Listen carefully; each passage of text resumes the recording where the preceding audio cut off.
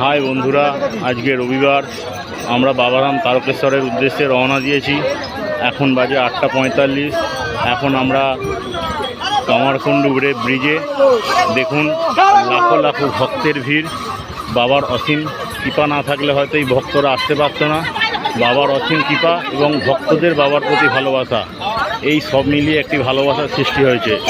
দেখুন নারী পুরুষ বাচ্চা থেকে শুরু করে বৃদ্ধ পর্যন্ত সবাই বাবার মাথায় জল ঢালতে যাচ্ছে। দেখুন এখন 9:15 বাজে। কামারকুণ্ডু ব্রিজের অবস্থাটা দেখুন।